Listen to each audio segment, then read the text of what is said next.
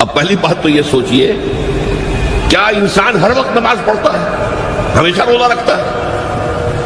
جب اللہ کہہ رہا ہے میں نے تو پیدا ہی کیا میری عبادت کے لیے، کوئی اور کام اگر وہ کر رہا ہے تو وہ میرے مقصد تخلیق کے خلاف کر رہا ہے۔ وما خلقت الجن والانس الا لیعبدون، میں نے تو جنوں اور انسانوں کو صرف اس لیے پیدا کیا کہ میری عبادت کریں۔ تو اصل میں بات کیا ہے، یہ نماز، روزہ، حج اور زکوٰۃ یہ بھی عبادات تو ہیں، اصل عبادت کچھ اور ہے۔ اصل عبادت کیا ہے؟ الحمدللہ وکفا والصلاة والسلام علی عباده الذین اصطفیٰ، خصوصاً علی افضلهم وخاتم النبیین محمد الامین وعلی آلہ وصحبہ اجمعین۔ اما بعد فاعوذ باللہ من الشیطان الرجیم، بسم اللہ الرحمن الرحیم۔ رب اشرح لي صدری ویسر لي امری واحلل عقدۃ من لسانی یفقهوا قولی۔ اللہم ربنا الہمنا رشدنا واعذنا من شرور انفسنا، اللہم ارنا الحق حقا وارزقنا اتباعہ وارنا الباطل باطلا وارزقنا اجتنابہ، اللہم وفقنا لما تحب وترضى، آمین یا رب العالمین۔ معزز حاضرین اور محترم خواتین، السلام علیکم ورحمۃ اللہ وبرکاتہ۔ آپ کے علم میں ہے کہ میرا آج کی گفتگو کا عنوان ہے کلمہ طیبہ، اور اس کے حوالے سے یا اس کی روشنی میں ہمارے دینی فرائض۔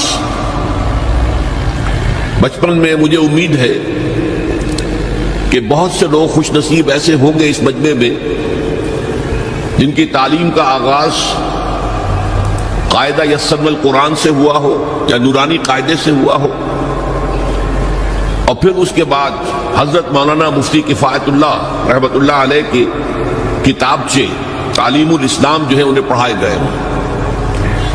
ظاہر بات ہے کہ آج کل وہ رواج ختم ہو چکا ہے، آج کا ہمارا دور مادہ پرستی کا ہے۔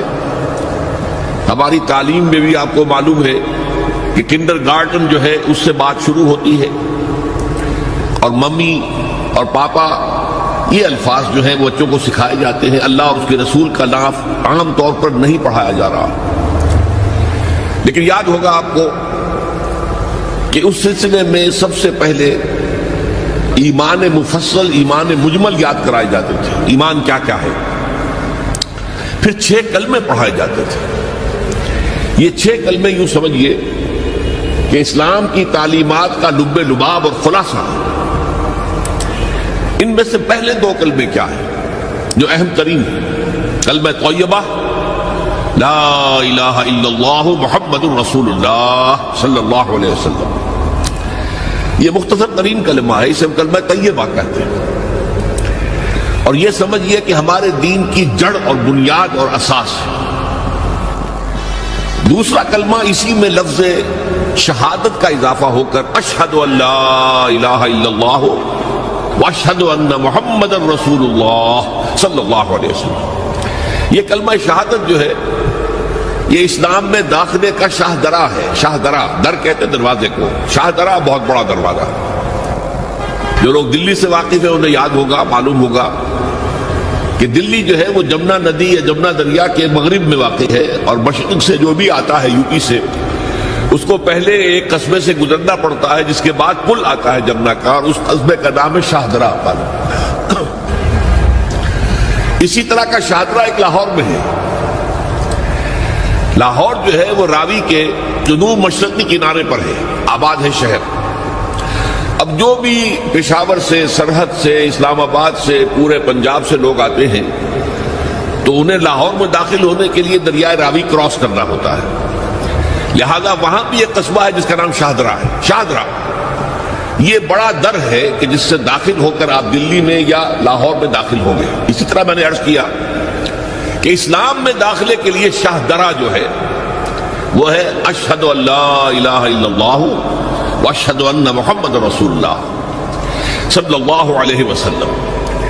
آج میں انہی 2 کے حوالے سے آپ کے سامنے کچھ باتیں رکھ رہا ہوں، باتیں بالکل بنیادی ہیں، اور میں سمجھتا ہوں کہ آپ کے ذہنوں کے اندر موجود ہیں۔ صرف یہ ہے کہ آپ نے شاید زیادہ کبھی شعوری طور پر توجہ نہ دی ہو اور ان کے بارے میں کہیں گہرا غور و فکر نہ کیا ہو.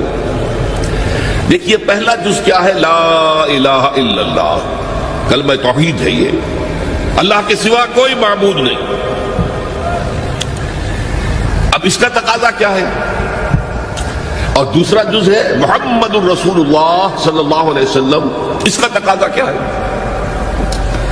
اللہ کے سوا کوئی معبود نہیں، معبود برحق صرف اللہ. اس کا کیا مطلب ہے؟ عبادت صرف اس کی ہو، کوئی معبود نہیں اللہ کے سوا، عبادت اسی کی ہو.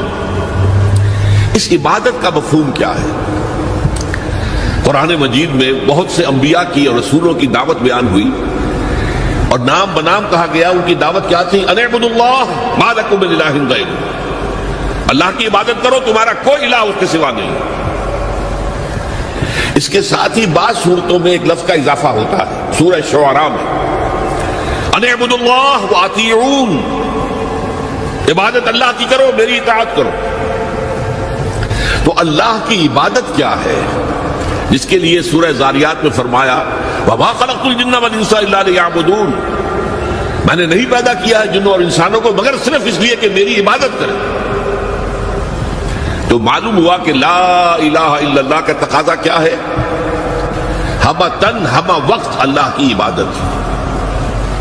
یہ عبادت کیا ہے؟ بدقسمتی سے مسلمانوں پر جو زوال آنا شروع ہوا خلافت راشدہ کے بعد سے، ایک زوال اسلام کا شروع ہو گیا، اگرچہ مسلمانوں کا تو عروج جاری رہا.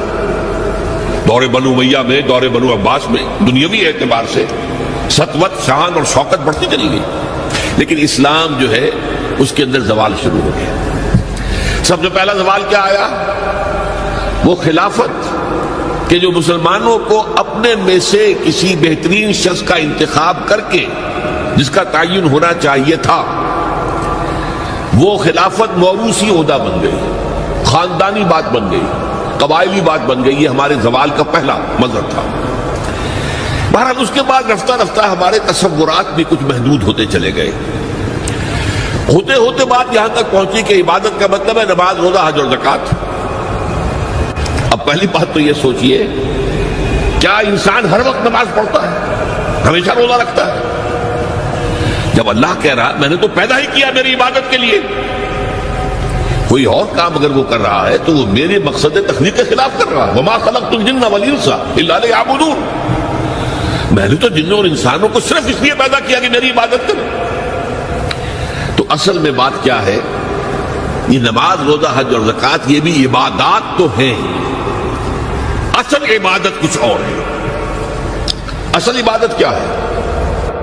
عبد کہتے ہیں غلام کو.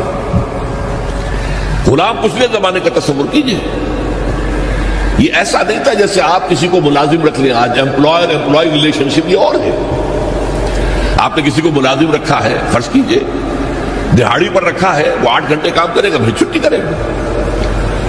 اس کے بعد وہ آپ کا کوئی تابع نہیں ہے، آپ کا غلام نہیں ہے، بلکہ آپ کا بھی ایک ہی ووٹ ہوگا. جب الیکشن ہوگا اس کا بھی ایک ہی ووٹ ہوگا. تو اصل میں غلام جو ہوتا تھا وہ ہمہ وقت، ہمہ تن، ہمہ جہد، ہمہ وجوہ بندگی کرتا تھا، اطاعت کرتا تھا. ملازم کہہ سکتا تھا کہ میرے تو اوقات ختم ہو گئے. آپ نے کسی کو رکھا خانسامہ کی حیثیت سے، اور فرض کیجئے ابھی فلش سسٹم نہیں آیا تھا تو بیت الخلاء جو ہے آپ جس طرح کے ہوتے تھے سب کو یاد ہے. کسی دن بھنگن نہیں آئی، آپ کہیں اس سے خانسامہ سے کس طرح جاؤ بیت الخلاء صاف کراؤ، وہ صاف کیا کہ صاحب میں آپ کا میں تو خانسامہ ہوں، میں آپ کو کھانا پکا کر دینے کا پابند ہوں، میں یہ آپ کا بیت الخلاء صاف کرنے کا تو پابند نہیں ہے. کہے گا کہ نہیں کہے گا؟ لیکن غلام نہیں کہہ سکتا. غلام تو ملکیت ہے، وہ 24 گھنٹے کا مطیع ہے، جو کام کہا جائے کرنے پر مجبور ہے، انکار نہیں کر سکتا. اور آپ کو معلوم ایک اور بات ہونی چاہیے کہ غلام تو خود مملوک ہوتا ہے، اس کی ملکیت کوئی نہیں ہوتی. آقا نے کوئی اگر کوٹھڑی دے دی ہے کہ تم رات کو اس میں سو جایا کرو تو کیا وہ اس کوٹھڑی کا مالک ہو گئے؟ آقا نے کوئی چارپائی دے دی ہے اس پر سویا کرو تو کیا چارپائی کا مالک ہو گئے؟ نہیں، قطعاً نہیں، خود مملوک ہے. اور پچھلے زمانے میں غلاموں کا معاملہ کیا تھا؟ آقا آقا جب چاہے ذبح کر دے، قتل کر دے، کوئی مقدمہ نہیں بنے گا، نہ 302 کا نہ 304 کا۔ کیوں؟ جیسے آپ کی بکری آپ کی ملکیت تھی، آپ نے ذبح کیا، گوشت کھا لیا، کوئی پوچھ سکتا ہے آپ سے؟ میری بکری تھی بھائی، میں نے ذبح کیا، Who are you to ask me؟ اسی طرح غلام میری ملکیت ہے، میں نے قتل کر دیا، میں نے اپنا نقصان کیا ہے نا۔ میں اس غلام کو فروخت کرتا تو کچھ پیسے مل جاتے مجھے، لیکن اختیار میرا ہے، میں نے اسے قتل کر دیا۔ اس معنی میں اللہ کا غلام بن جانا، اللہ کا بندہ بن جانا۔ یہ بندہ جو ہے یہ فارسی کا لفظ ہے، عبد عربی کا لفظ ہے۔ عبد سے عبادت بنا، بندے سے بندگی بنا۔ چنانچہ شیخ سعدی کا شعر ہے مشہور، جو مسجدوں میں پہلے لکھا جایا کرتا تھا۔ آج کل تو ہمارا نئی قسم کی مسجدوں کے ڈیزائن بنتے ہیں نا، پچھلے زمانے میں کیا ہوتا تھا؟ اس در کے اوپر چوکٹا بنا ہوا ہے، روز محشر کے جاں گداز بود، اولی پرسش نماز بود۔ وہ قیامت کا دن جو بہت سخت ہے، پہلا حساب نماز کا ہوگا۔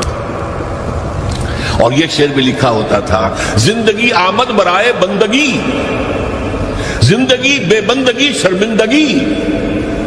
یہ زندگی ہمیں ملی ہی بندگی کے لیے ہے، وما خلقت الجن والانس الا لیعبدون۔ تو اگر ہم بندگی نہیں کرتے اللہ کی تو شرمندگی ہی شرمندگی ہے، گویا کہ ہم اپنے مقصد تخلیق کو تو پورا نہیں کر رہے۔ آپ نے قلم بنایا تھا لکھنے کے لیے، لکھتا نہیں ہے تو اٹھا کے پھینک دیں گے، آپ اس کو کوڑے میں ڈالیں گے۔ لہذا انسان کی تخلیق اور جنوں کی تخلیق بندگی کے لیے ہوئی۔ زندگی آمد برائے بندگی، زندگی بے بندگی شرمندگی۔ یہ ہما وقت، ہما تن، ہما وجوہ، ہما جہد اللہ کی اطاعت ہے۔ یہ ہے عبادت۔ اس عبادت کے لیے عبادات ہمیں دی گئی ہے۔ جیسے یہ اگر کھڑا ہوا ہے شامیانہ تو آپ نے دیکھا یہ جو بانس کھڑے ہوئے ہیں، یہ عبادت جو ہے اس کی چھت سمجھ لیجئے 4 ستونوں پر کھڑی ہے۔ نماز، روزہ، حج، زکات۔